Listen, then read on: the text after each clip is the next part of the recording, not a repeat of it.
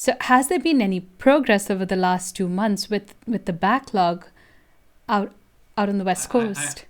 well, I am told that there is progress on certain backlogs, but we keep running into new hurdles, or in some cases, it's like a traffic jam that you move forward and then the next spot you run into another delay. So I can't say that things have gotten steadily better in any particular area. And I think that the lesson that we've learned over the last 2 years is to expect the unexpected, whether it's a ship blocking the Suez Canal for 6 days of all things, or a freeze affecting all of the plants in Texas that produce the plastic resins that go into so many construction plastics. Just lots of unusual, maybe even unprecedented events, and they have wider impacts and longer lasting impacts than we might have seen a few years ago because the whole supply chain has really been stretched thin to the breaking point. And again, that's partly because of COVID leaving production levels lower, uncertainty about whether you'll get the staffing at any point in the chain. So you think while we're dealing with all these things, we still need to strengthen the backbone of like the supply chain and rethink the way it is? Is it outdated and it hasn't caught up to modern times? There's certainly some of that. When we look at U.S. ports and compare them to ports in other countries, there's a lot more automation in those ports and the ability to move containers at any hour of the day or night, much more so than in the U.S.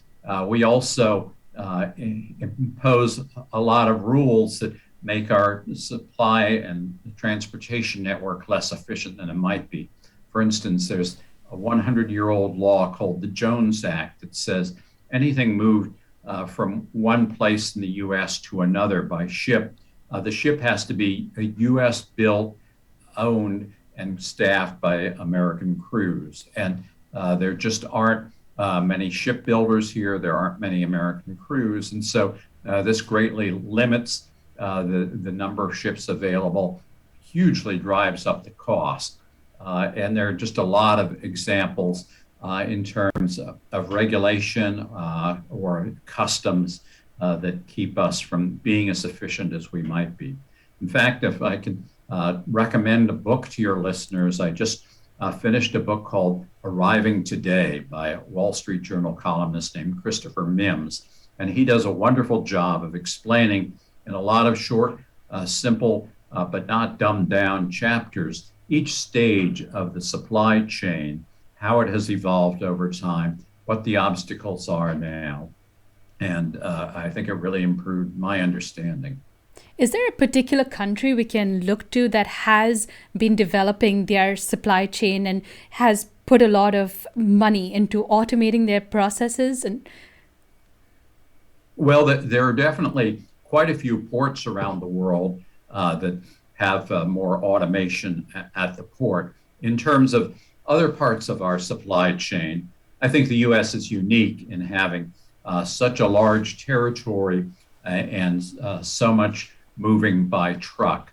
But we also have quite a robust rail network.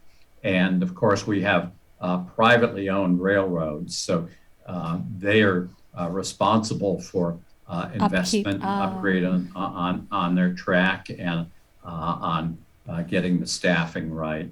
And over the last few years, they've evolved the way they dispatch and staff trains. That initially, the switch over to that precision railroading, as they call it, where they were running trains on a regular schedule, whether they were full or not, as opposed to waiting until they had a full enough train, that caused some problems in terms of deliveries. But I think ultimately it's probably proving its worth, but there's still disruption.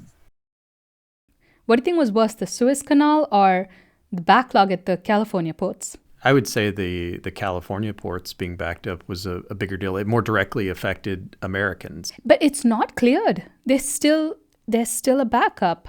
I would say with the Suez Canal, it was something that was More global. It was so far out of reach that we couldn't really feel the effects of it. With the ships just offshore, we're starting to realize how directly that is affecting us. Yeah, because with the Suez Canal, the one ship blocked it, and there were plenty of other ships backed up because of that ship. But once it was cleared, then they were able to pass through.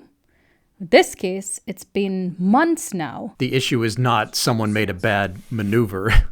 The issue is that we don't have enough people. It's more like infrastructure issues.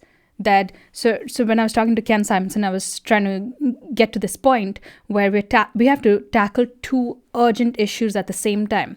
One, solve the backlog, which seems almost impossible, and two, fix the root cause of the problem. And initially, you can't address those both at the same time, which I'm not sure if that's what we're trying to do, but let's at least address one of them.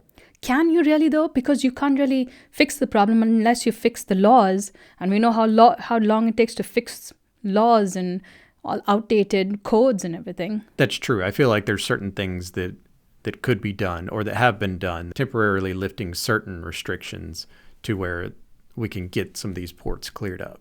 I thought one thing that was interesting that Ken Simonson mentioned, anything that's shipped from around the U.S. has to be done in a... They have to employ Americans. No, the ship has to be American-made, and certain percentage of the workers have to be Americans or something like that. Yeah. The first issue I thought of when he mentioned that is that when the LA ports were backed up, they were redirecting some of these ships to Seattle. So I didn't know about this clause that he mentioned. So if you unload some of the stuff in Seattle, but you still need to eventually transport some of it to LA, you need to use a different ship. You can't just use the same ship or the same people on the ship. And it's things like that I feel like could temporarily be lifted while we get this backlog cleaned up.